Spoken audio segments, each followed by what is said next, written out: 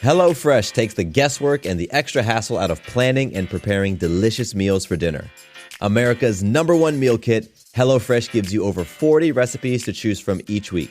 And then your farm-fresh, pre-portioned seasonal ingredients arrive at your doorstep with simple instructions to help you feel like the master chef of your kitchen. And did you know that HelloFresh is cheaper than grocery shopping and 25% less expensive than takeout? HelloFresh has been an awesome addition to our household's dinner routine. We all get involved and cook together, following the pictured step-by-step instructions. It's a fun quality time, and the meals are delicious. Give it a try and see for yourself. Go to HelloFresh.com/50havingitall and use code 50havingitall for 50% off plus free shipping. Again, to get 50% off plus free shipping, go to HelloFresh.com/50havingitall and use code 50havingitall. With Lucky Land Slots, you can get lucky just about anywhere. Dearly beloved, we are gathered here today to... Has anyone seen the bride and groom? Sorry, we're here. We were getting lucky in the limo and we lost track of time. No, Lucky Land Casino, with cash prizes that add up quicker than a guest registry.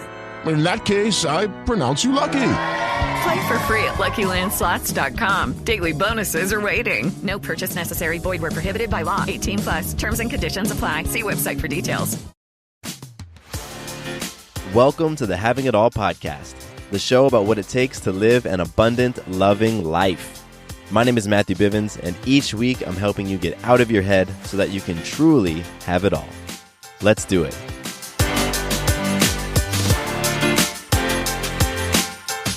What's going on? Matthew Bivens here, and welcome to a brand new episode of the Having It All podcast. Today I'm pumped. I'm excited, a little bit, not nervous, but just that excited energy when you know something big is about to happen. Because today's topic is a follow-up from a very explosive conversation that I had with my amazing wife, life partner, business partner, co-parent, Sarah Bivens, who happens to be sitting right across from me right now. How are you, Mama? I'm awesome. Thank you. Thank you for coming on the podcast again. Heck yeah, man. This is exciting. It is. So about 2 months ago, we recorded an episode where we talked about abundant love, which is our lifestyle, our love style. And we really dove into what abundant love is and explained how we've chosen to really co-create our relationship. And it was an awesome episode. What were some of the things that you remember from that episode?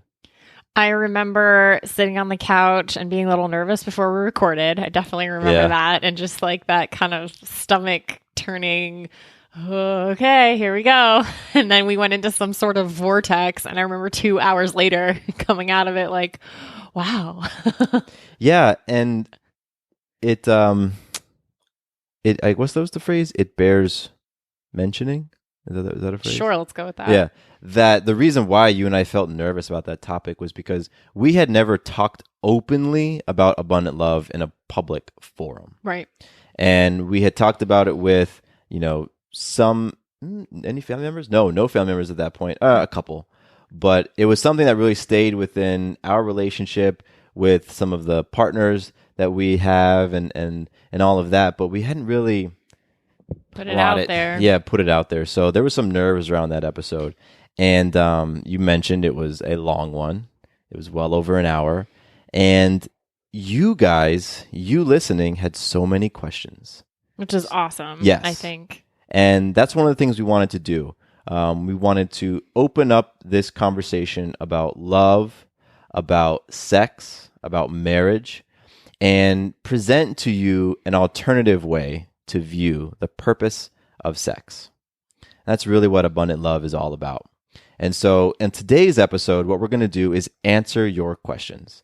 Like I said, you all had a lot. We had 40 some odd questions that were submitted through email and Instagram and things like that.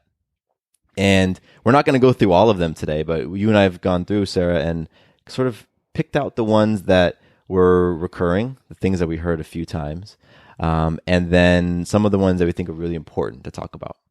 And so we're going to get into that, and we're going to read those and dive into them. Yeah, it's fun. Like sitting here right now, I'm not really entirely sure the direction of some of these answers are going to go in. But I think it's going to be a really, a really powerful exercise to go through and talk about this stuff. Before we do, though, I want to sort of recap what abundant love is. Because, actually, by the way, if you haven't listened to the episode yet, you need to go and do that first. I highly, highly recommend you go back and listen to the episode on March 20th, and it's called Being an Abundant Lover: How I Create Healing, Empowering, and Joyful Relationships in and Outside of My Marriage.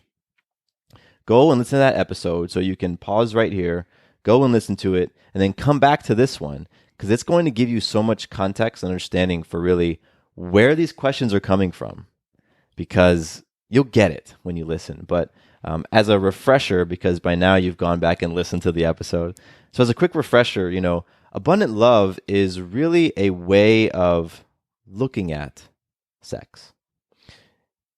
I got so many of my concepts from sex, and Sarah, I want you to jump in on this too. I got so many of my ideas about what sex is for, what it looks like, from middle school, from the health classes in middle school, from the incredibly immature conversations I had with kids around that time. And that was also the time when I was introduced to porn. And so porn came in and provided a lot of my contextualization around sex, around relationships, around masculinity, around what it looks like to be in that sort of pairing between two people. And that was really what was the foundation for me moving forward. And then I was introduced to the idea of abundant love. But before we dive into that, Sarah, where did your ideas on sex and, intimacy, where do they really come from? Oh boy. The biggest sources would probably be the Catholic Church, because I was super Catholic. Yes, so I'll just say that. Period. Yes, there. And any conversations around that. So, church, Sunday school, school itself, because I went to a Catholic high school. Soap operas, that's where I saw the concept of what sex even was remotely about, because I would see my sisters and my mom watching soap operas. I'm 14 years younger than my sisters, who are about a year apart. So, big gap there. So the experiences my siblings were having were way, on different planes than where I was at. But seeing what they were interacting with, like soap operas, I just got this... I got a lot of programming there, and you can imagine, probably super dramatic and full of emotion. The teeny boppers of the day, Britney Spears, Christina Aguilera, Mandy Moore, Jessica Simpson, who was big about being a virgin. And let's see. And those romantic comedies from like the early 2000s of high school kids exploring their sexualities and, wanting to lose their virginity or, all of that. So I think a combination of those things. And then I had a few friends who were a bit more advanced, I guess you could say, and were exploring certain things at ages that I was not and had no interest in. And I would hear these stories of, what they would be delving into. And I was like, ew. That sounds gross. Did he wash his hands first? Like, that's the kind of stuff I would be thinking. Yeah. And the construct I was coming from. So that's where a lot of my stuff came from. And what's fascinating, you said all of that, and then insert a bunch of years, a bunch of experiences later, abundant love gets introduced. The thing that I've found over the past year-ish, I would say, is that for the vast majority of us, those thoughts that get laid down then in those like 12, 13, 14, 15, 16 age range, some a little bit before and some a little bit later, there are outliers, but those things get laid down and a lot of times don't shift. Yeah. And we engage in more mature, elevated things later on. Like we move up as far as our behavior, but the energy and the emotionality mindset around it doesn't really advance all that much more, I've found. And so that was the case for me. Yeah. And so you're playing at this bigger level, you're playing in the big leagues, but you still have like a little league mindset about it. So that's a great way to put it. Your body might be a big league body, it's developed and those hormones are racing, but the way you relate to yourself, the way you relate to other people and life within a sexual context had not evolved. Yeah. And that was the same for me. Yeah. And then, you and I, we get together and we begin our relationship, and we brought in those paradigms, that more traditional paradigm, the old paradigm we used to have of sex into the relationship. And, we were having sex, and we considered ourselves healthy sexual people. Yet you and I privately were going through the ringer emotionally in our own ways, because we didn't know any better. And so, for us, when we were introduced to people who had like a very different, it was an eye-opening way of looking at sex. And I was so fascinated, because there was this part of me that, had looked at sex as it was for fun, it was for procreation, making babies, and you did it because you were supposed to. When you were in a relationship, like, you're supposed to do that. And that was how I viewed sex. And so all of my sexual experiences fell into one of those three buckets in terms of the purpose, right? And then I get into conversations with people who talk about sex being healing, who talk about being able to feel empowered through sexual energy and use that sexual energy and point it into different directions, and use it for different things, and use it for creation. And that sort of stuff blew my mind. And so fast forward now, where we are today is we consider ourselves abundant lovers. And abundant love is simply an alternative paradigm of sex, as a different way to look at sex and sexual energy, where in the past, sex was for those three things we mentioned: for fun, for making babies, and because you were supposed to, out of a sense of duty. But now the way that we view sex and our sexual selves is that we're creating these intimate sexual relationships to create ongoing healing in our lives. Healing emotionally, mentally, spiritually, physically even. We view sex now as a way to feel and become empowered, and to use that sexual energy to create things. And lastly, sex for us today is all about having that sustainable joy. How can we be in that orgasmic bliss state and stretch that outside of the bedroom? And that for us has been a huge shift in the way that we view sex, like I've said, and that is abundant love. And we dive into that into the episode.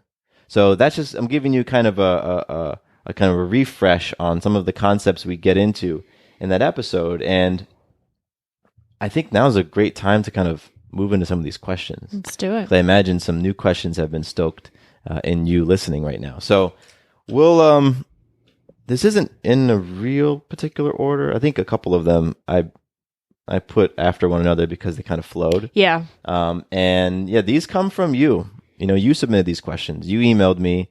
You hit me up on Instagram, and you wanted Sarah and I to talk about this stuff. So the very first question is, do you always share with each other when you've made intimate connections with other people?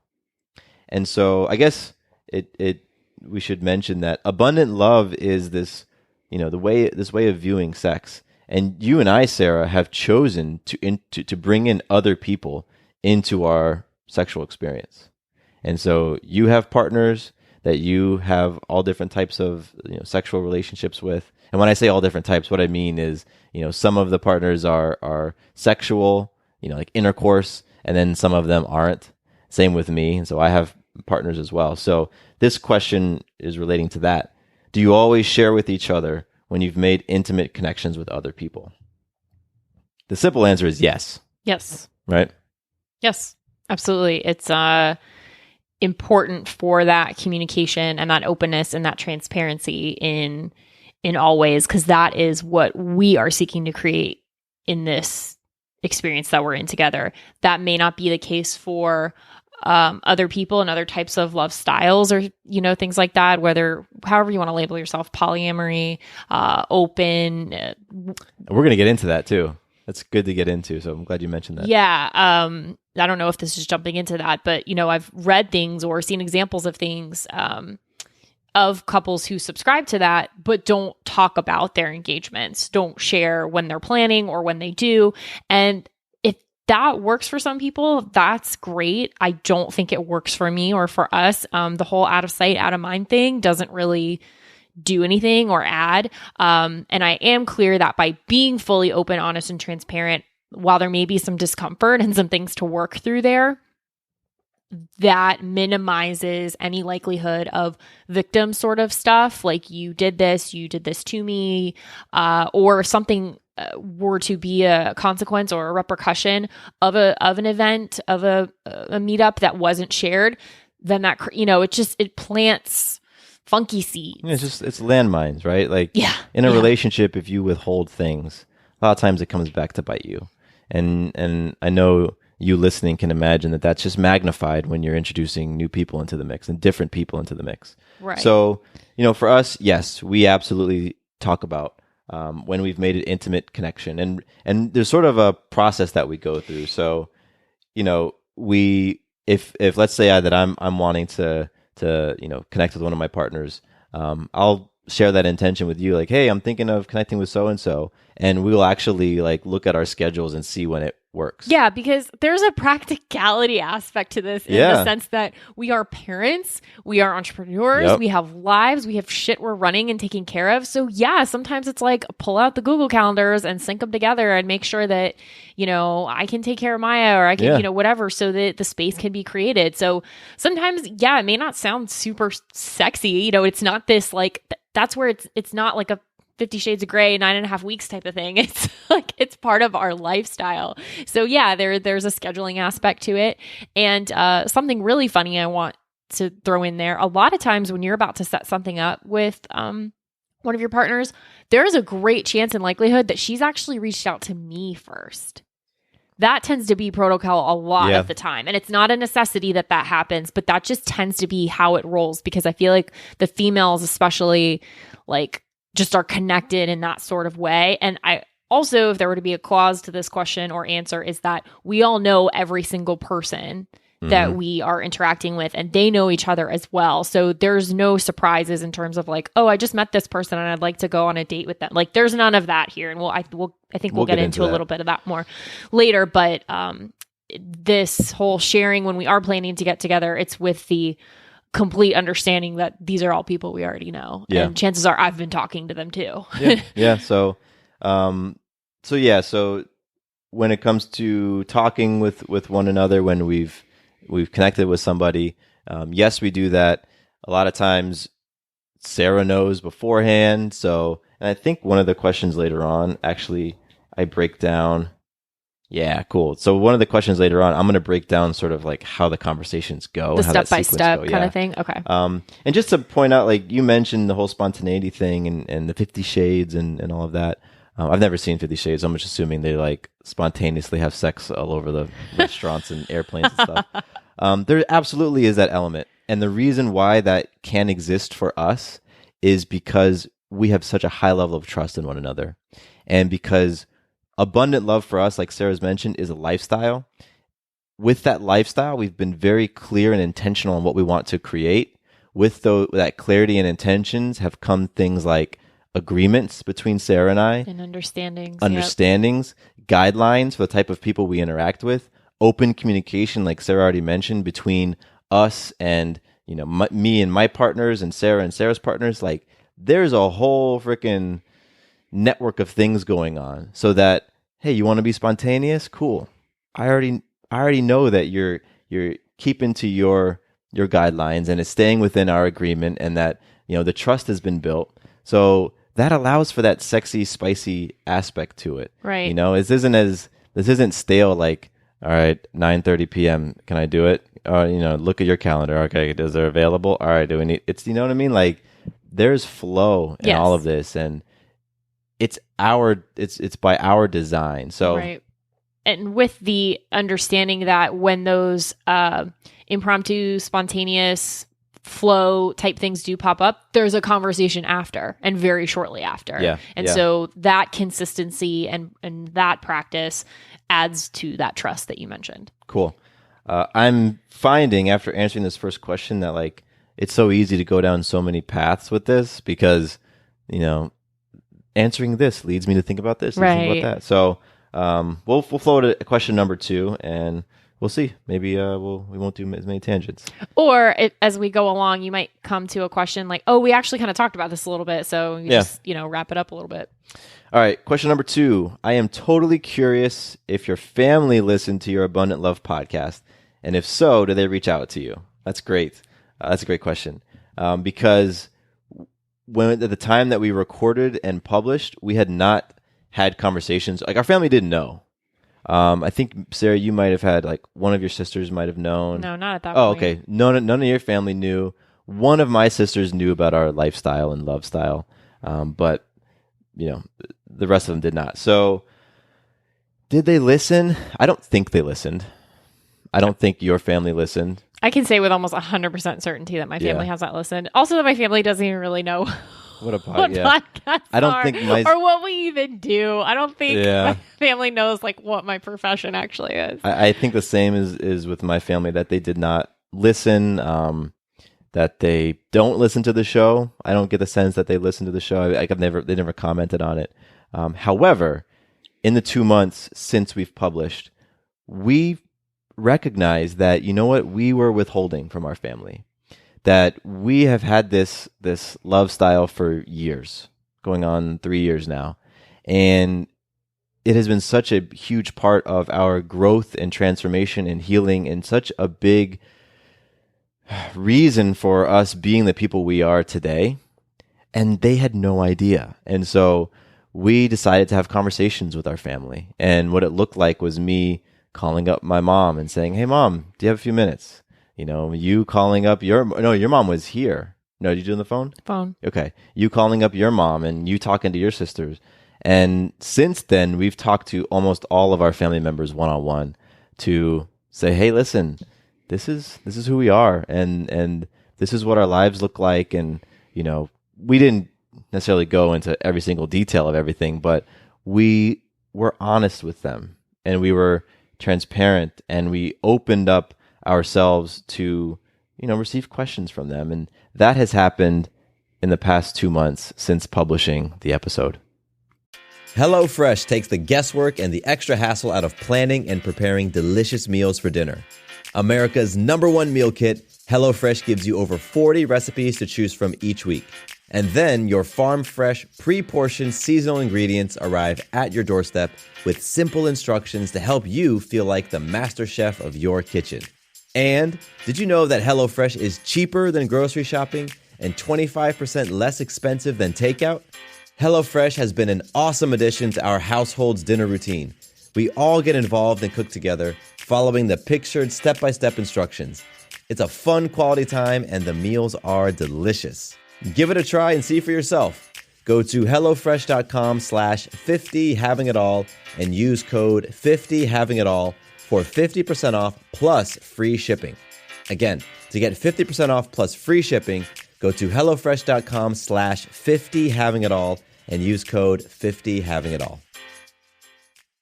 Judy was boring. Hello. Then Judy discovered ChumbaCasino.com. It's my little escape. Now Judy's the life of the party. Oh, baby, mama's bringing home the bacon. Whoa, take it easy, Judy. The Chumba life is for everybody. So go to ChumbaCasino.com and play over 100 casino-style games. Join today and play for free for your chance to redeem some serious prizes.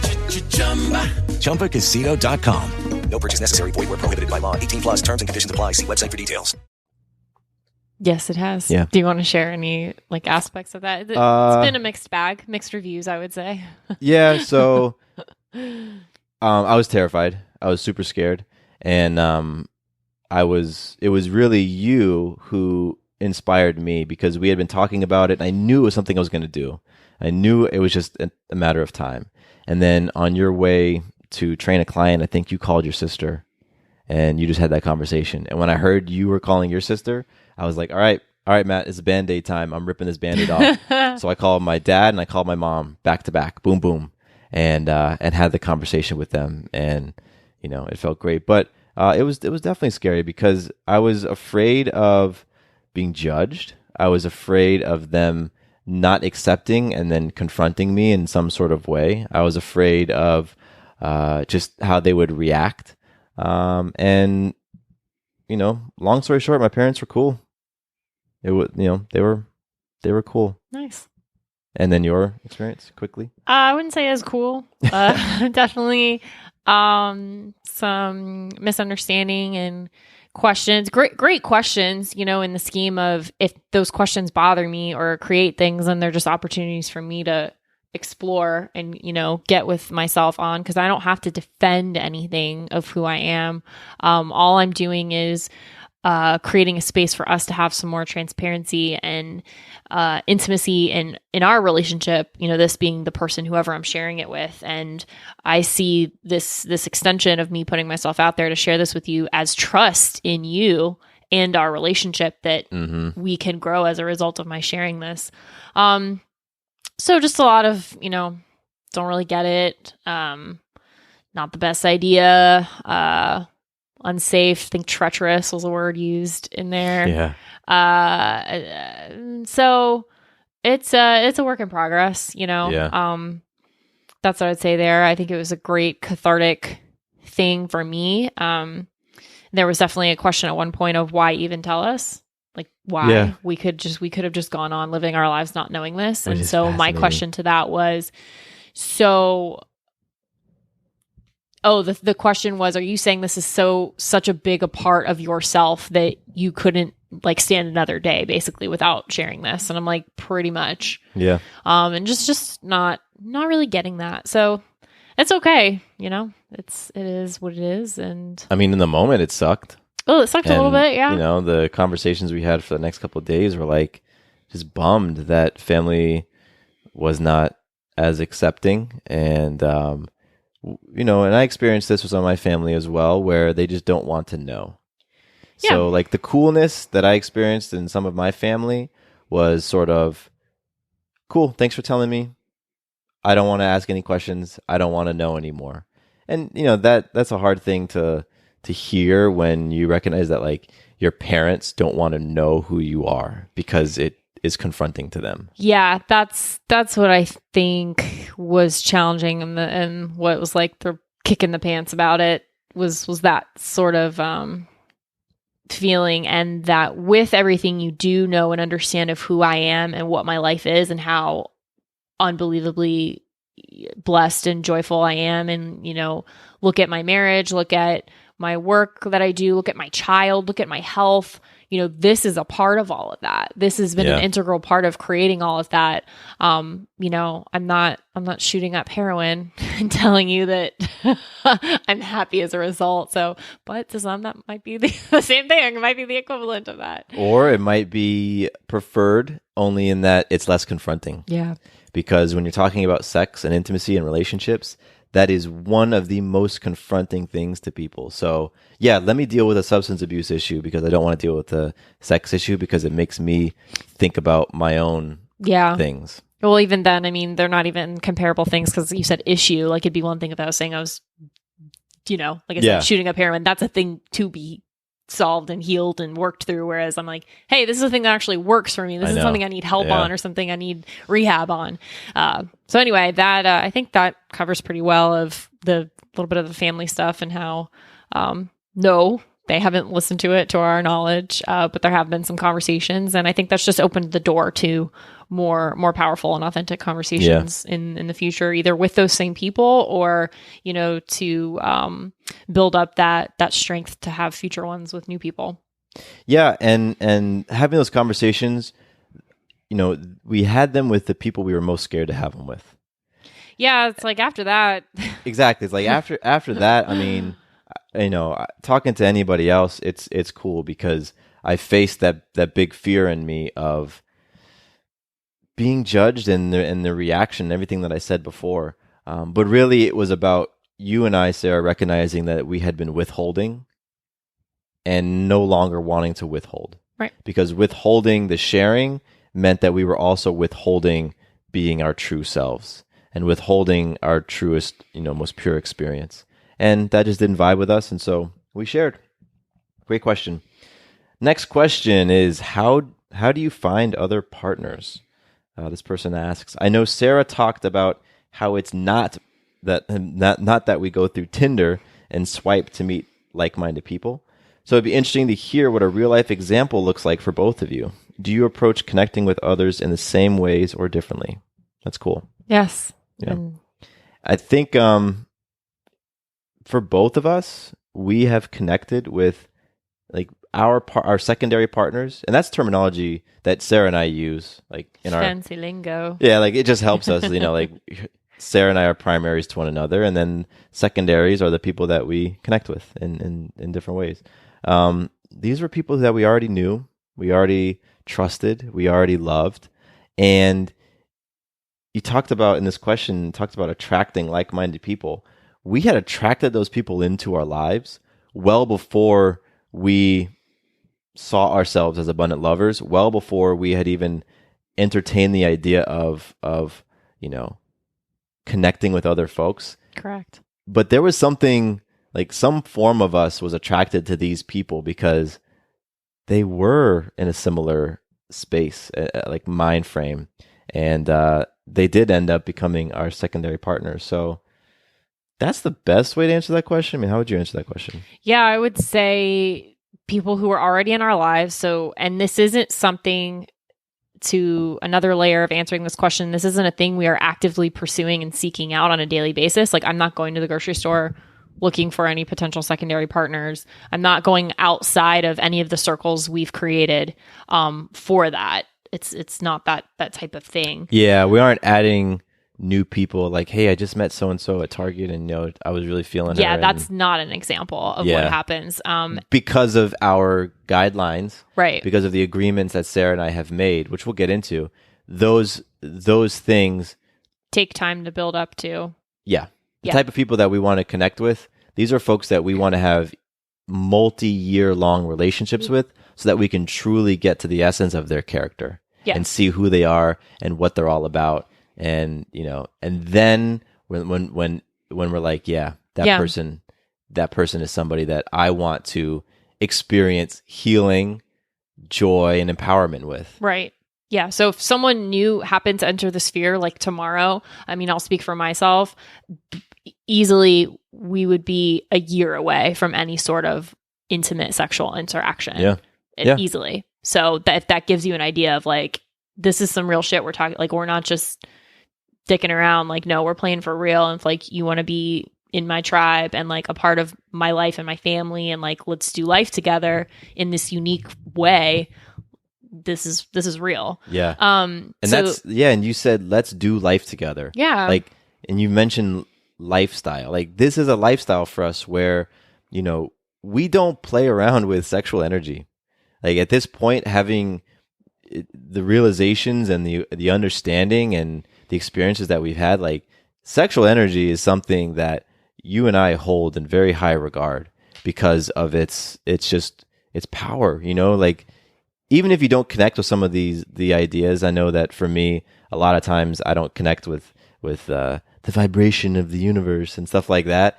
Like, sexual energy is life energy. It's what creates life. You can wrap your mind around that and just and the raw power that happens when two people can come together to actually create life. So that same type of energy, I mean, it's something that we highly respect. Yeah, agreed.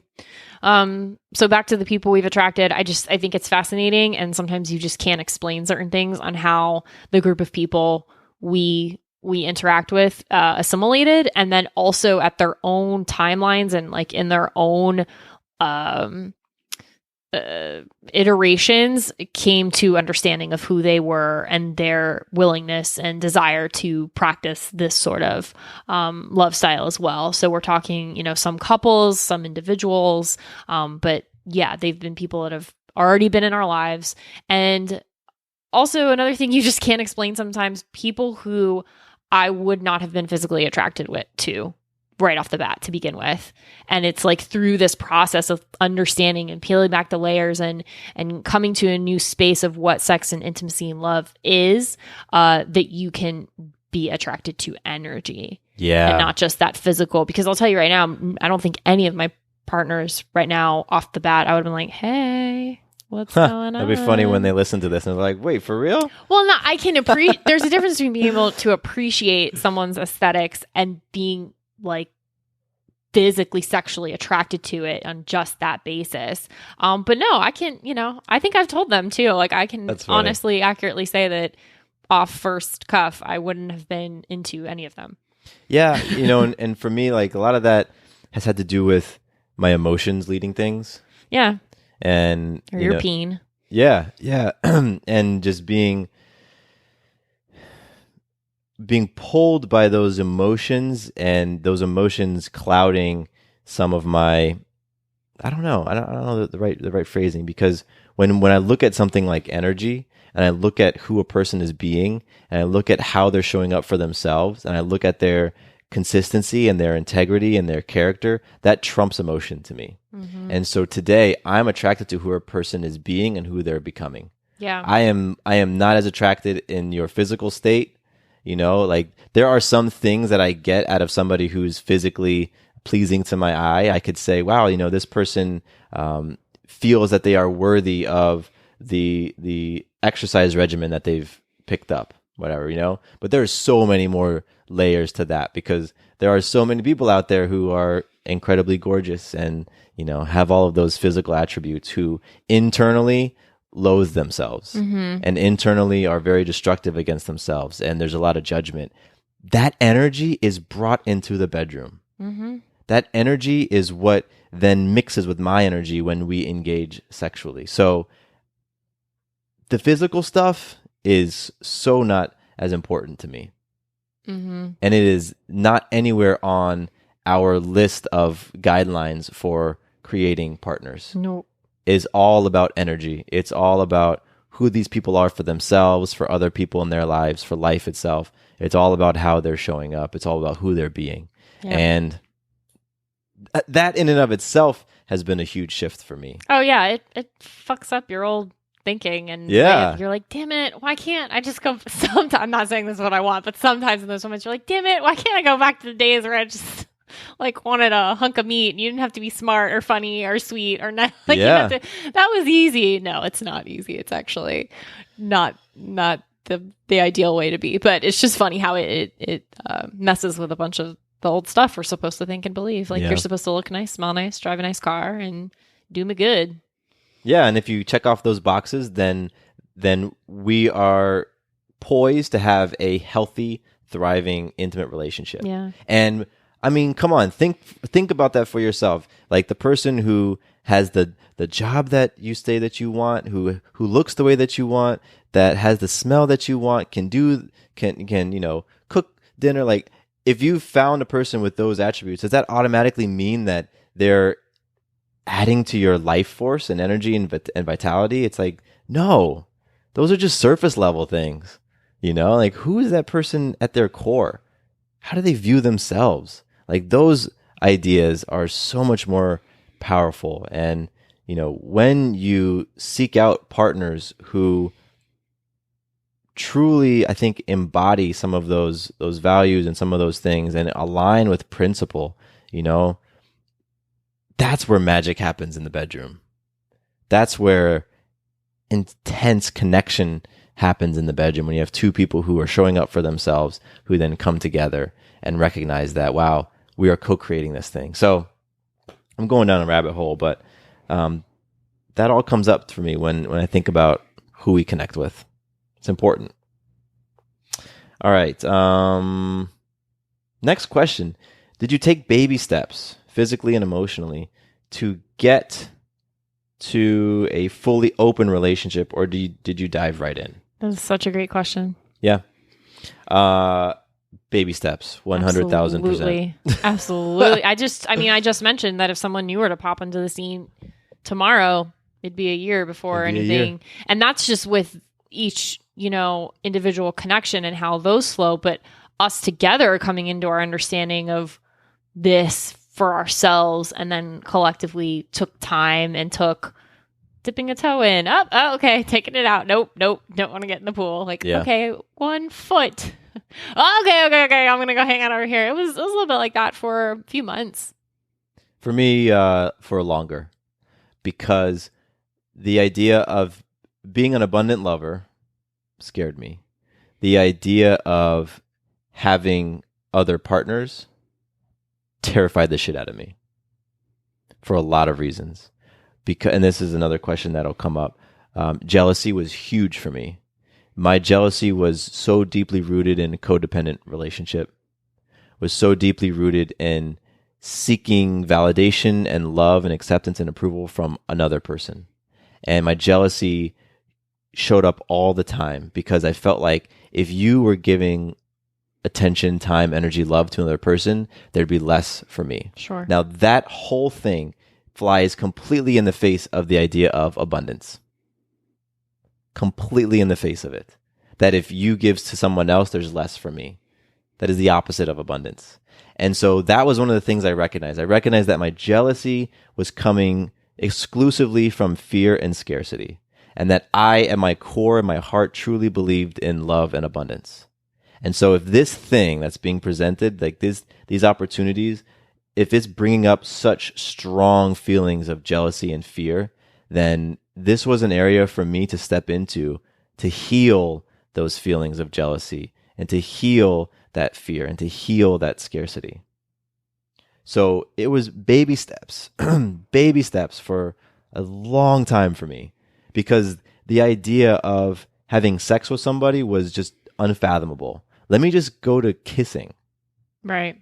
Let me just go to kissing another person. Let me just go to seeing Sarah kiss another person. Holy shit. My whole relationship world, my whole view of what marriage was, all of that shit got totally just blasted apart seeing you kiss someone for the first time. Oh my gosh. Okay. Actually, before that, seeing you hug somebody, like a deep, intimate, embrace, that made me terrified. And this is probably a good time to insert that we have different levels. Like there are different levels of intimacy. Of interaction. Will you share them? Sure. So level 1 is kind of how you would interact with almost anyone you know off the street, or that's kind of like handshakes, hi, how are you, goodbyes. So high fives, handshakes. Yeah, what's up? Yep. So it might seem like, okay, that's why would you even have that as level? Just for understanding and for context, and in knowing where the playing field is and where we're at with our levels of standard and comfortability with whom we interact with, ourselves, and then who we are comfortable with each other interacting with. So that's like your basic. All of you are interacting with tons of people at level 1. 2 kicks it up just a little bit in terms of like that big full embrace type of deal that you talked about, like a pop lip kiss, like just hi, what's up? So a little bit more. You wouldn't typically greet your granny that way, type of maybe like in that like your tight embrace. Yeah, maybe like rubbing on a person, chakras aligned. Type of deal. And pelvic maybe like touching, like booty grabbing and stuff. Yeah, like the hands can roam a little bit at high. So if you saw somebody embracing like that, you'd be like, you'd probably think they were a couple. Yeah, like there's a thing between the two of them, right? So that sort of thing. Level 3 is I was gonna say fluid exchange, but that's fluid. So like peeing on people. No, like saliva or the other stuff. So intense, like legit kissing, intense makeout, making out, oral. Of going down any on kind. another, And then 4 is the full Monty, so the intercourse is level 4. Yeah. Yep. And that just helps us. Like it helps us to kind of know where we stand, and okay, in order for me to go to level 2 with somebody, what does that who's look on like? the table for that? Yeah. Or, do those need check-ins or that sort of thing? Yeah, like do we need to have a conversation beforehand if I'm on level 2? Right. And for you and I, it's like 3 and 4, there's conversations that happen, there's intentions that are set, like, hey, this is what I'm intending, like this is what I'm looking to heal from this experience. This is what I want to create out of this experience. This is what I want to create for myself. Here's my intention for you. Here's my intention for the other person. Here's my intention for their partner. Like we go through all of that. And I think you mentioned something to this extent earlier, that we are on different levels of engagement and intimacy with different partners. So True. I'm not at level 4 type of interaction with all of my partners. Yeah. because we're just, we're building to that, or it's like it's an ongoing thing. So it's, I felt like that was important to state that there are variations to the types of engagements we have with the types of people. Yeah, and just because somebody like, me and my partner might be flowing at level 4 and we're open for lovemaking, it's like, somebody might do something or show up in a certain way that you're just like, you know what, I want to back off a little bit, because the energy that you're bringing to the mix right now, it's just, I'm not feeling it, or, vice versa. Maybe it's something that's going on in my life. So let's get into integrity. Let's get some things aligned, and then we can proceed with what we're about. But that's where the accountability and the communication comes in and is so important, because you just stated very well the whole thing of how much we honor and hold in such high regard sexual energy, and how precious it is, that when things are getting a little funky, out of whack, that needs to be looked at and rectified. Otherwise, it's going to have a huge ripple effect. It ripples through all of everyone. So, so it's important to have that check in, just like you would expect with just one partner, and that's the only person you're interacting with. Like,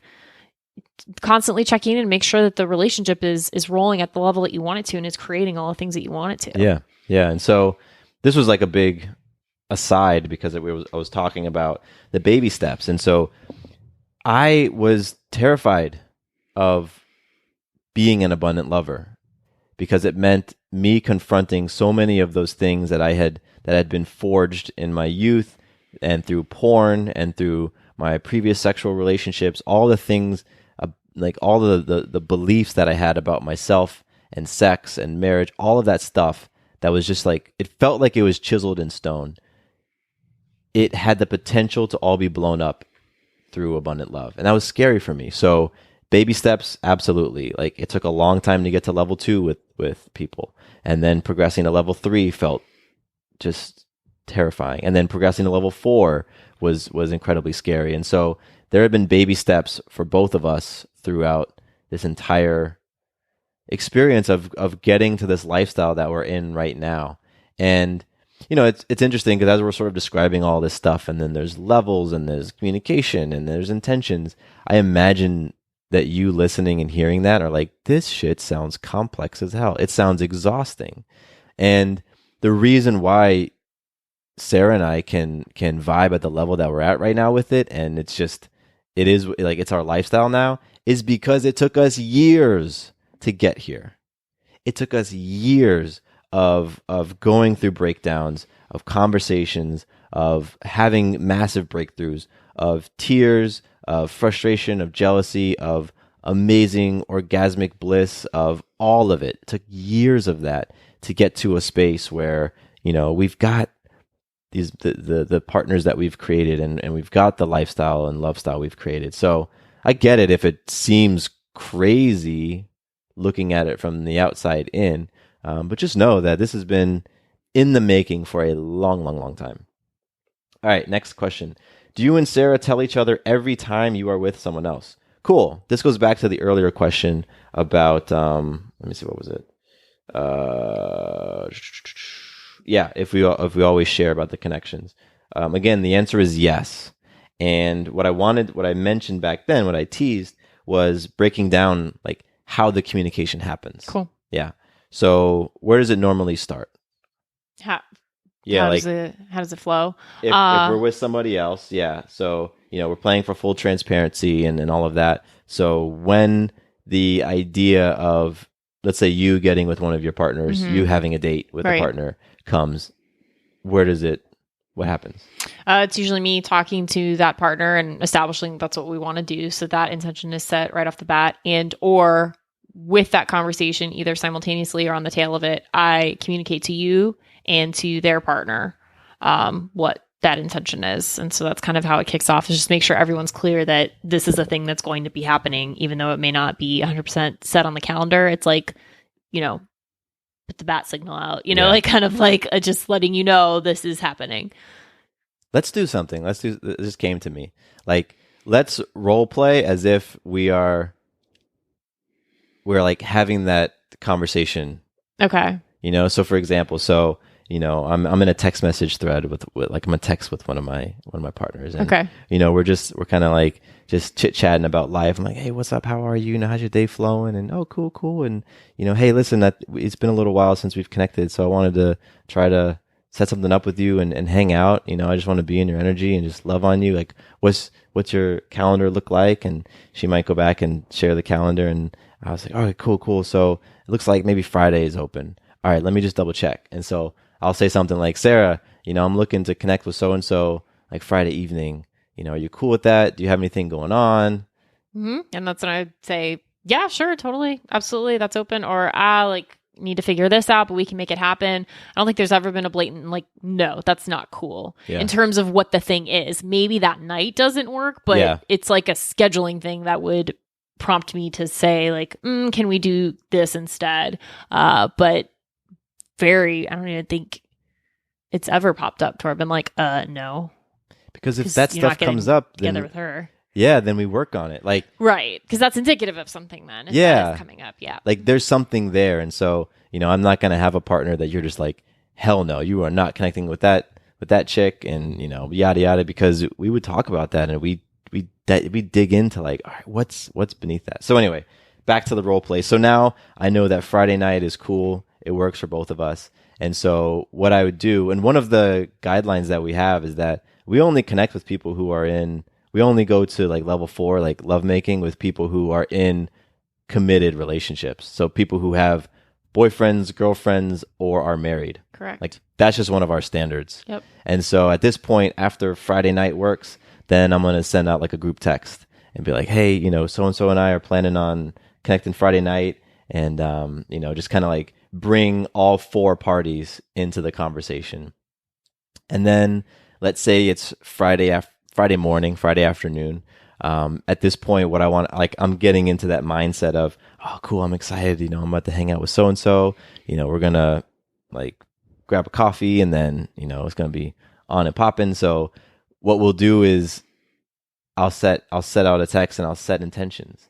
I'll be like, you know what, here's what I'm looking to experience, looking to get out of this experience.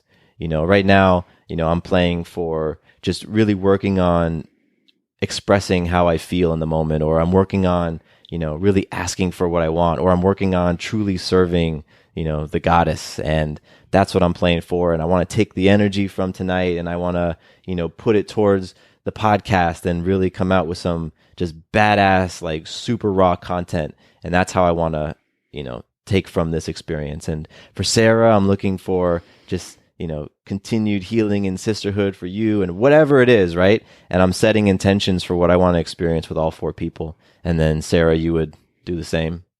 Yeah, it's kind of just like putting out an order to the universe by capitalizing and taking advantage of this energy that's being created. And if we believe in the ability to transmute energy and have it carry over and cross over into all aspects of our lives, it's like, hey, you're going to be in the presence of and in the creation of some high power shit here. So when you're doing that, keep in mind these things to visualize. Like, it's a powerful visualization tool and manifestation practice. So, and there are residual impact and effects to it that reach far beyond just you as a person. It's like your primary partner and then to everything that you do by extension. So it's just a way of, putting in an order to the universe, like, hey, universe, this is going on today. And it's like when you meditate, you think about what you want to be, all of that, or when you pray, or it's just very similar, honestly, in that respect. So each person typically shares, what's going on for them right now, and then whatever sort of intentions or affirmations they want to hold for the rest of the group. And it's pretty beautiful. I mean, it is a beautiful thing. How many people get really powerful affirmations like that consistently, from people around them and around a connection that has so much potential for healing, joyful energy. Totally. So I absolutely love that piece of it. And then, Friday night happens and I go and have my date and connection and it's great, and come home and either, immediately after, or maybe the next day, depending on just life, Sarah, you and I will have a conversation about it. Yeah, like a recap. And, I'll talk about what happened, and you appreciate the play-by-play, kind of knowing like what went down. And so I'll share what went down. And, we'll go into detail. It's like, there's no reason for me to withhold, and you'll ask questions where you want. And, we'll talk about like, what did we learn about ourselves in that experience? Because there's always learning about yourself to be done, to be had. We don't always do it. We don't always recognize it. But man, in every single sexual encounter, every sexual experience, you can learn something about yourself. And so we'll talk about that. Like, hey, this is what I learned, and this is how I felt, and this is what came up for me, because shit comes up for you too. Like, man, in this moment, like I started thinking about, blah, blah, blah. Like I started to think about my performance and everything, and I got real in my head, and this happened, and all of that is just learning opportunity. And because you and I are constantly looking to level up and sharpen our saws and just live into our personal mission statements, it's just a beautiful thing, an important thing to talk about what came up for us. So we do that, and then 9 times out of 10, what happens after one of us has had an abundant love experience? We usually make love again. Like, powerfully. Yeah.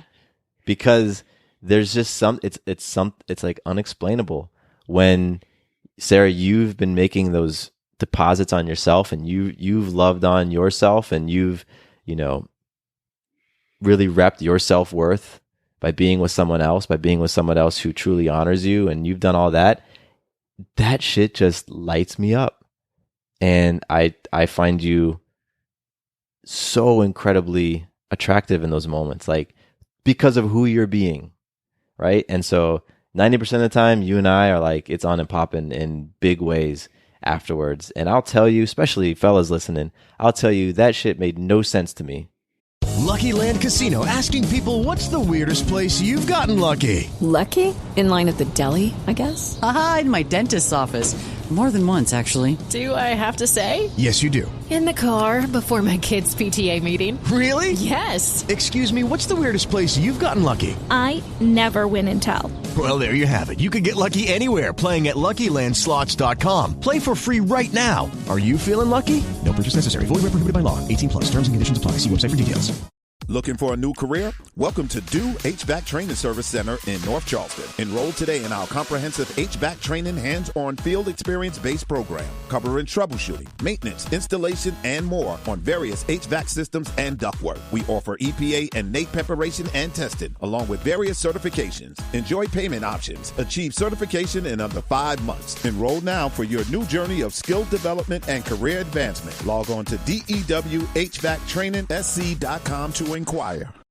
Made zero fucking sense to me when all of this first started. And even today, it does not make logical sense. I cannot compute the fact that I get so much fulfillment and excitement around Sarah connecting with other people, being loved on, loving on other men. Like, it's the truth. Like, that energy, I can't deny that energy. And that was such a huge part of the fear and all the shit that was coming up for me over the years that we built to this, because I wanted to make sense of it and I couldn't. And once I stopped trying to, once I surrendered to it, like, everything changed for me. Yeah. So that's cool. That was really well said. Tangents galore in this conversation. All right. Next question. How is this different from swinging or being polyamorous? Oh, so, yeah. I didn't know that question was in there. How is it different? Well, I think the biggest thing is that abundant love is really a mindset. Yeah. And you can be an abundant lover. I think we mentioned this earlier, in any of those constructs. You can be of the space of abundant love and be polyamorous and be a swinger and be monogamous. Yeah, because abundant love is all about, again, I'll say it again, it's all about creating intimate sexual relationships with people for the purpose of healing, empowerment, and joy. You can have intimate sexual relationships with yourself and still hold that purpose and that intention. right? So you can be an abundant lover and be single, be in a monogamous boyfriend-girlfriend relationship, monogamous marriage, be polyamorous, be swinging, be in a heterosexual, homosexual relationship. It doesn't matter because abundant love is truly a mindset. It's a way of looking at sex. Right. It doesn't put you in a box. Does not put you in a box. And that's the most beautiful thing about it to me. So we don't like boxes. No, because what happens when you create walls around people? They push against them. They try to get out of them. And they try all sorts of ways. I know when I was in a monogamous relationship with somebody and there was walls around it that I put up because I felt like I needed to. I tried all sorts of ways to push against those walls. I was very secretive with my porn and watching it this and I remember sitting and watching TV and I wasn't looking at porn, but I was on the computer looking at a website forum I used to go to, and there was a post about hot chicks with big butts or something. And I wanted to look at it while she was right there because I wanted to push against the walls of that relationship. You know what I mean? So yeah, abundant love is so different because it's a mindset. Well done. Cool. Next question. Don't you get jealous, and how do you deal with that? Talked about that a little. Yeah, don't you get jealous, Sarah? I mean, I guess yes. I wouldn't always have classified it like that, and I never thought myself to be a jealous person. And so I think it's just been interesting how we've shifted dynamics and how things have swung back and forth over the years of our growth in this. At any given point in time, you could argue that one of us was moving a little bit more powerfully than the other in it, just in general. So yeah, some things of jealousy that have popped up for me have been around time, time scarcity, because of the way our lives are, to go just off and spend 4 hours with someone or however long. It's we don't always get that. You and me don't always get that, or with the way that our lives are run with having a kid and everything. So sometimes there's some time scarcity or just energy, or a little bit of FOMO, fear of missing out. What are they talking about? What are they doing? Or, some of that might come up every once in a while. And very, small little blips. One thing that I would say popped up that took a little bit more energy to kind of move through was this feeling of, and I guess it's a strain of jealousy, but what it really comes from is my own shit and needing to deal with my own worthiness conversation. But that you would experience something sexual with someone else that you weren't experiencing with me, but that's not where it would bother me. It's that you got to experience it with someone else, and then as a result of experiencing it with someone else, were let down in some way that you weren't able to experience that thing in exactly the same way with that person with me. That's where I was like, fuck. So a certain position or certain whatever. Yeah, that's something that, someone likes a lot that you happen to like a lot too. And then when the two of you are together, it's this, and you wanting to recreate that with me, and me not being able to is the conversation in my head. And that's not the abundant way of looking at it, that you can have it all, that you can experience certain things with certain people in that very unique way, in the way that only you and that person can do that. And that with me, you've chosen me for a reason, and we are primary partners for a reason. And what we create together is unique, in and of itself. So just coming back to all of that has been helpful when that bug wants to creep in. Yeah, and that's a hell of a bug. It's I talked about this on a couple episodes ago. I wanted my partners to fulfill me in every way before this, before what we've created. Yeah.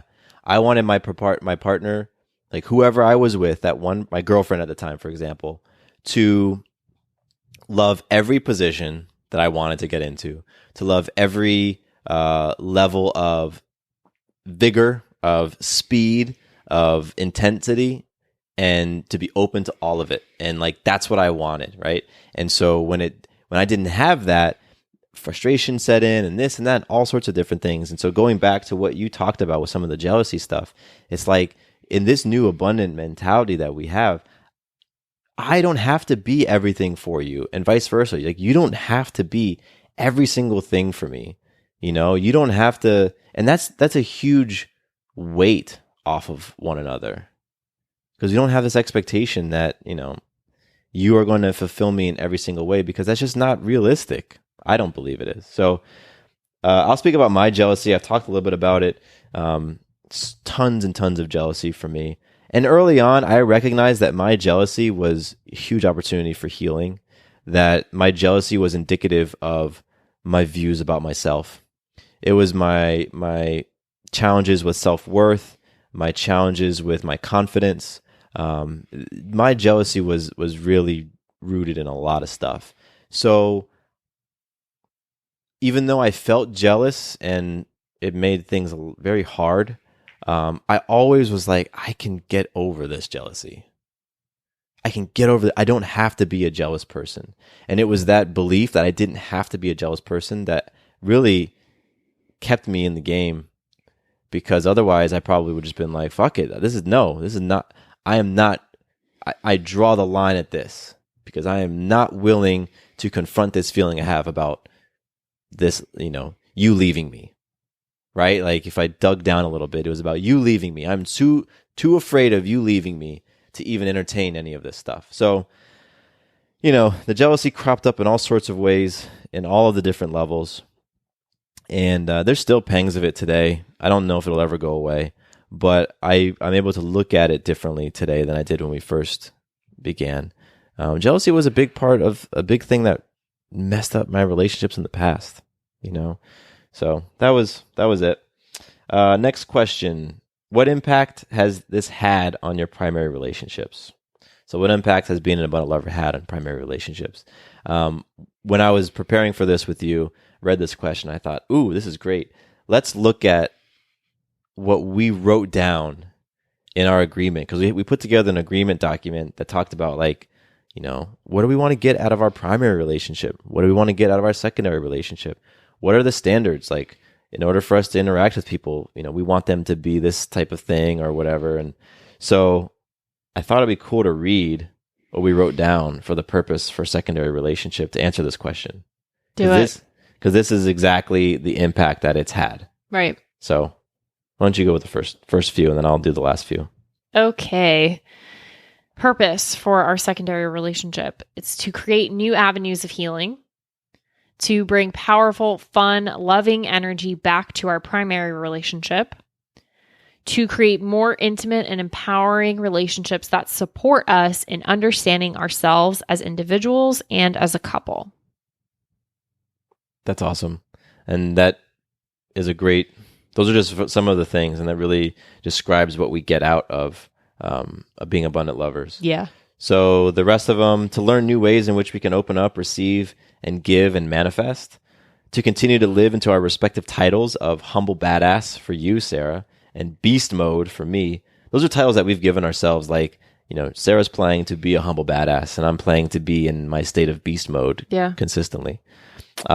To constantly be learning anew about ourselves, love, intimacy, what marriage is, what it means to be in a primary relationship, and abundance.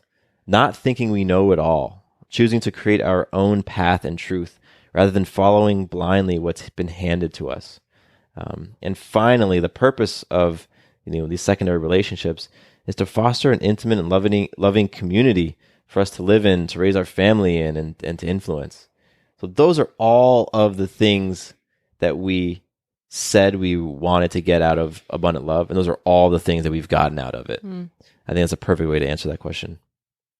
All right, we have a few more.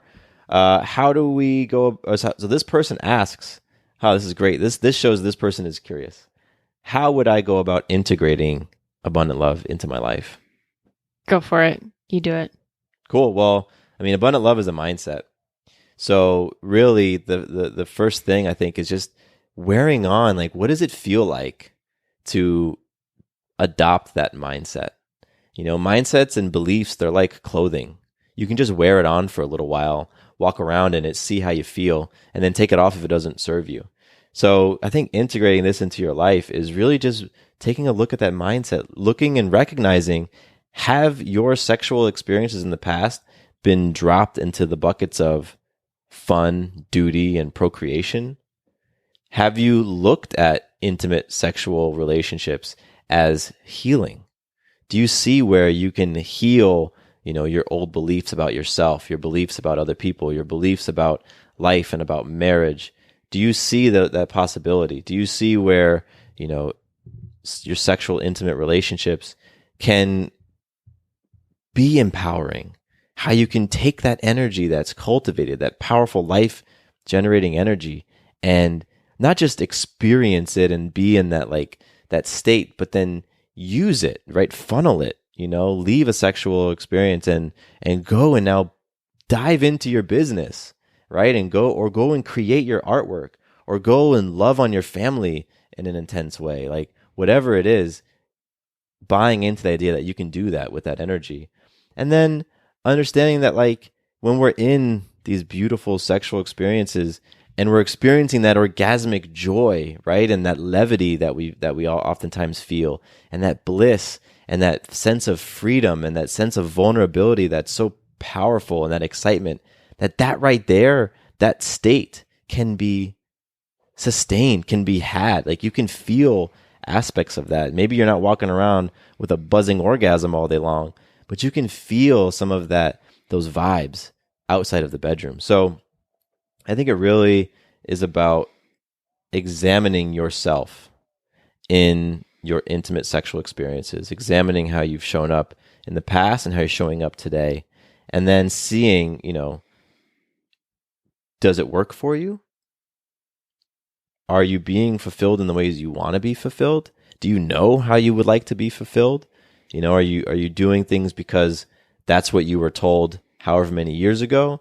Or is there room for a different belief to be worn on about what sex can mean for you and what that intimacy can mean for you? Very well said, Mr. Bivens. How would you answer? I have nothing to add to that, literally. I mean, there's no point. You can do this next one then. Next question is, and we have two more. This question number 10. How does abundant love heal? Ooh. Well, I can say for myself, what abundant love has provided avenues for is going back to that teenage self, that preteen self of me, and recoding, rescripting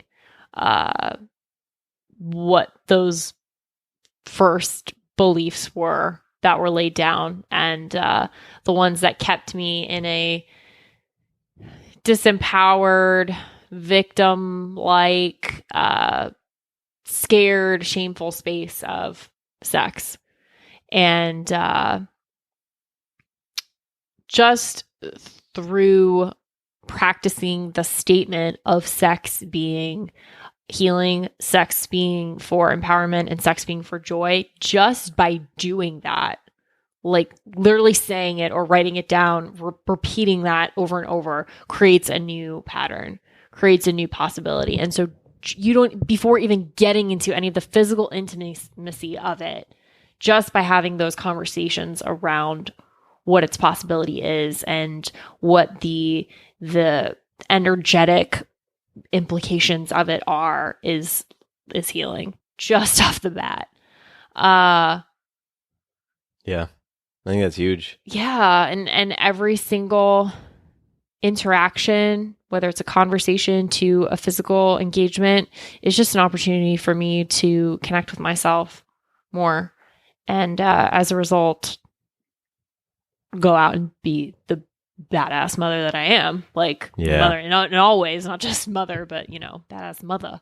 Like Sam Jackson would say it. Exactly. Totally. So that's how it's been healing for me. Yeah, mine's a lot of the same. Like I had so many disempowering ideas around sex for so long, and I didn't know any better. I had never been introduced to any different way of looking at it. I just picked up what I had seen. I picked up what I watched, and I just wore it on. And it did, it wasn't all unhealthy, but boy, the things that were unhealthy impacted my self-esteem, impacted my body image, impacted what I believed I was capable of. And that rippled through the rest of my life. Like school, with career, with just so many things. It's just fascinating how many things, like when we get into those intimate relationships, like when we get into the bedroom, we strip down physically, right? And there's a level of vulnerability by being naked. But there's such a deeper level of vulnerability that we can go into by truly bearing ourselves. By truly saying, you know what? This is me and all my shit. I'm bringing it right now. And when we do that, and when you're open to that idea and you can look at that stuff, and even if you're afraid of it, and even if it's really confronting, you still are okay with shining some light on it.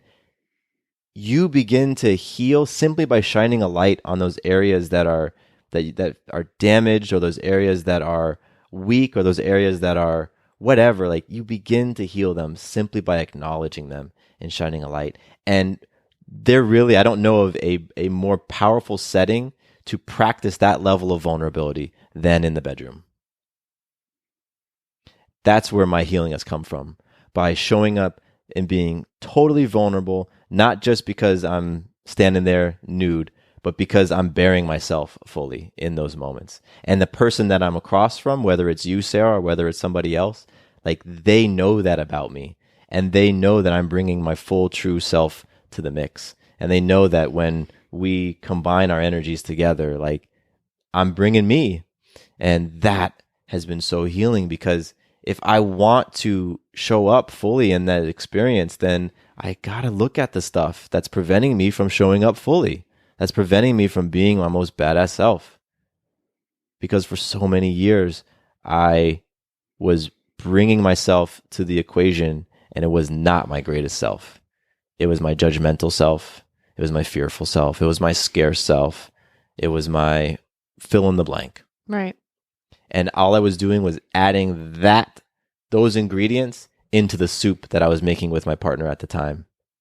And so, yeah, sex wasn't what it could have been for us because I was bringing all that stuff. So that's how abundant love can heal, by adopting that mindset that Sarah said and stepping into every sexual experience with that mindset. There's so much potential for healing. It's unbelievable. All right. So, is this the last one? This is the last question. And I think this is probably one of the biggest questions. Yeah, I think it is. Here it is. If you feel the need to do this, then you either don't really love the person you are with, or you don't need to be married or in a relationship. So why get married if you want to have this kind of lifestyle? Whew. Right? Like, why get married? If you want to be with other people, then why even get married? I get it. Yeah, it's a totally valid question. Our answer is... What's your answer? Like, give your answer, because I'm going to give my, yeah. Okay. I'm nodding, yeah. Okay. Because it's different for both of us, I think. Okay, yep. Why get married? Because I want to.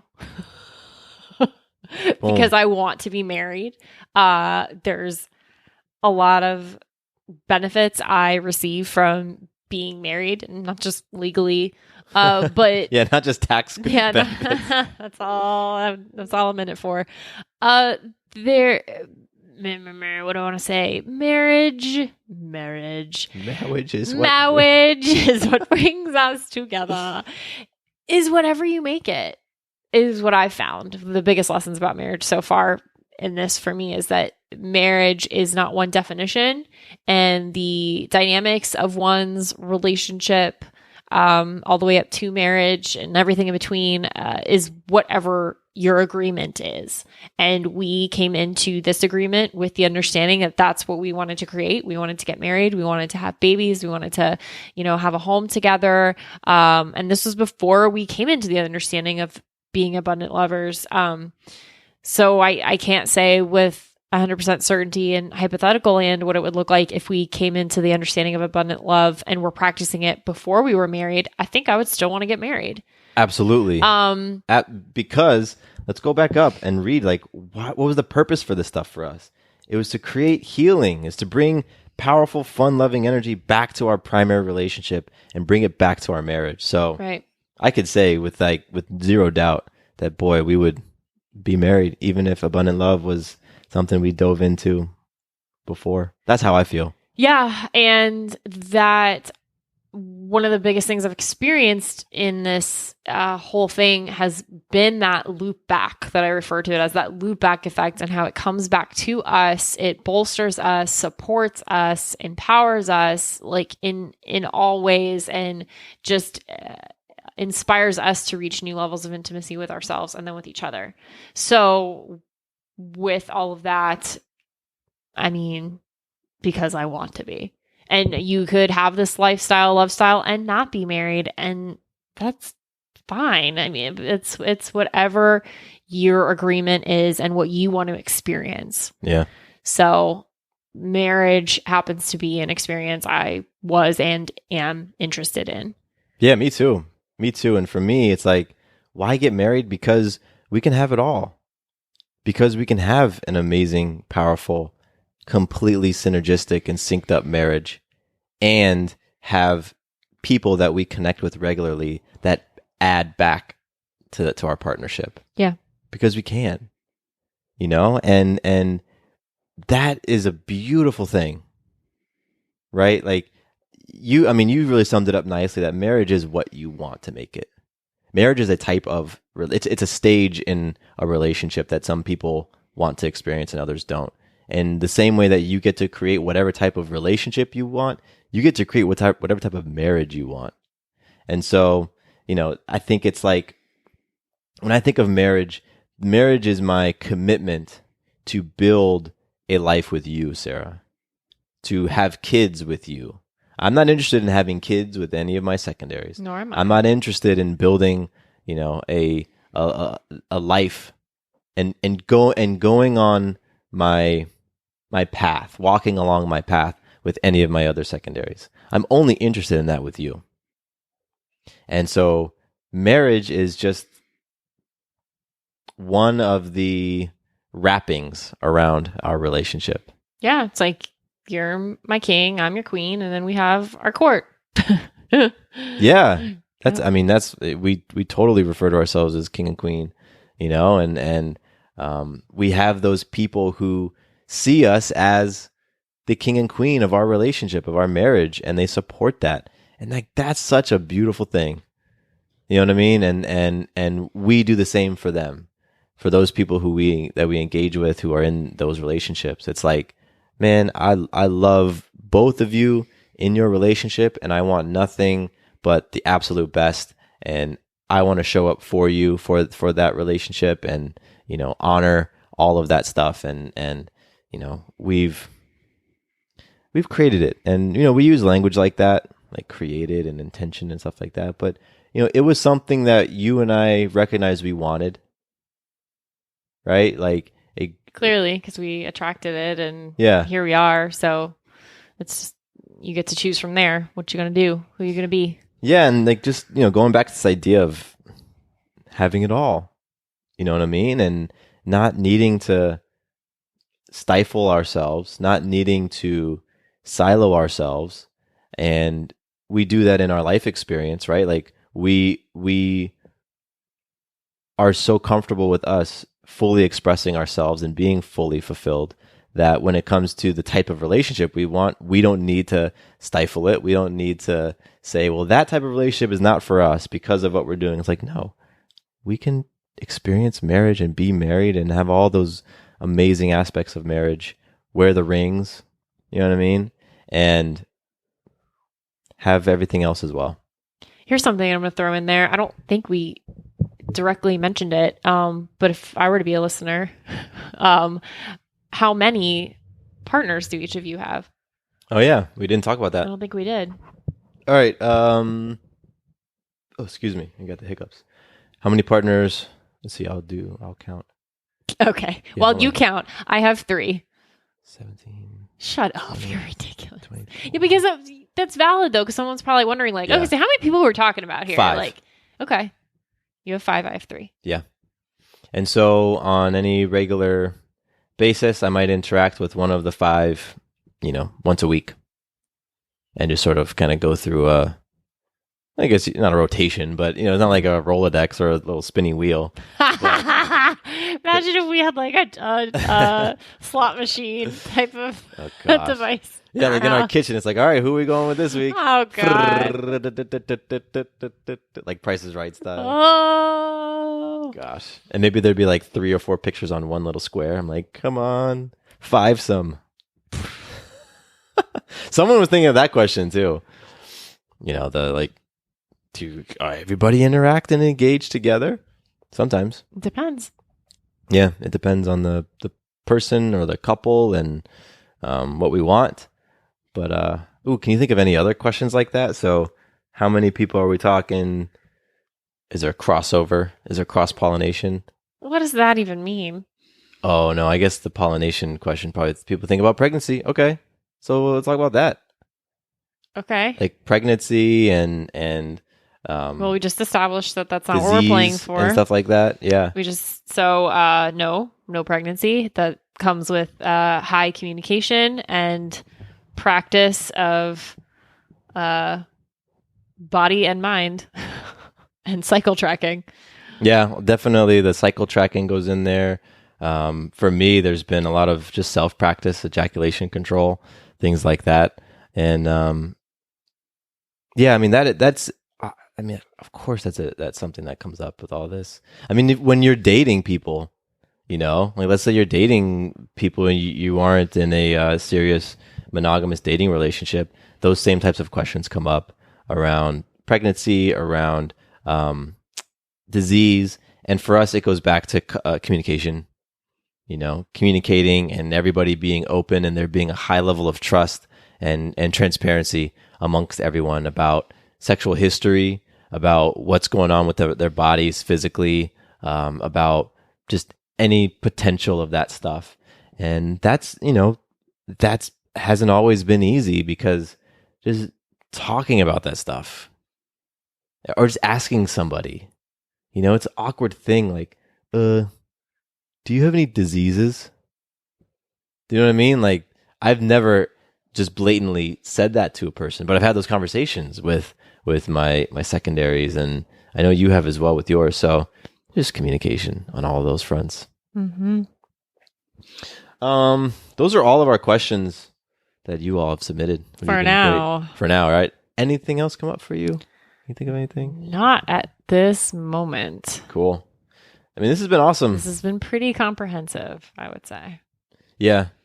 And it's cool because, we knew what questions we were going to answer. For some of them, there was a little bit of prep, but for a lot of it, I didn't really know how we were going to flow with it. And so there was tangents galore, and it's great. Just kind of like, all right, we got to unpack this stuff because this is about sex. This is about intimacy. Like, this stuff is deep. No pun intended. Yes. How are you doing? I'm awesome. This has been, been in it for a while. I'm, like, my legs are cramped up and stuff. I need a water break. I need someone to come pat me down and I know, right? Massage my shoulders. Cool. Well, if you have any other questions, reach out. Go to the website, havingitallpodcast.com, and get in touch. Share your questions because I'm happy to answer them, whether it's just in an email exchange or whether it's an actual other episode or something. But this stuff comes up. Questions come up because when we're talking about new paradigms of love and intimacy and sex, I mean, shit comes up. So Sarah and I are, we're not saying we're experts in any of this stuff. We've put in a lot of years of very, very intentional, very confronting, very intense work on ourselves to get to this place we are now. But we also recognize that, we're relative babies and everything. Like, it's an ongoing journey and process. So we're open to new levels of understanding. We're open to answering more questions and getting into future conversations. Absolutely. Yeah. And I've talked about it on my show as well. I did a solo episode of, my perspective of the experience on the Balance of Motherhood podcast, which I know some listeners, jumped over to after hearing us talk and were like, oh, I want to hear, that perspective. And wouldn't you know, it's one of my most popular episodes. I think it's the most popular. Yeah. So if you're interested in hearing exclusively Sarah's perspective, and you go into detail on, I think, a few other things, then go listen. It's Balance and Motherhood Podcast, and you can find it on your website, sarahbivens.com. You can find the links to that podcast, and I don't remember the title of it. Is it How Being an Abundant Lover Makes Me a Better Mother? Cool. Yeah. That's awesome. So go check that out, get in touch with us, and thanks for hanging out. This has been beautiful. It's been awesome. And Sarah and I truly appreciate you. And Sarah, I'm very grateful to you for coming on another episode. Oh, absolutely, love. Thank you. Awesome. My name is Matthew Bivens, and that is Sarah Bivens. And here is to you having it all. Quick note about the Having It All podcast. I am not a doctor nor a licensed therapist. I'm a guy with a story and a passion for conscious conversation. My thoughts, opinions, and beliefs are my own. So please consult with your doctor or healthcare provider regarding any questions or issues you have related to your personal, physical, or mental health. With the Lucky Land Slots, you can get lucky just about anywhere. This is your captain speaking. We've got clear runway and the weather's fine, but we're just going to circle up here a while and get lucky. No, nothing like that. It's just these cash prizes add up quick. So I suggest you sit back, keep your tray table upright, and start getting lucky. Play for free at LuckyLandSlots.com. Are you feeling lucky? No purchase necessary. Void where prohibited by law. 18+ terms and conditions apply. See website for details.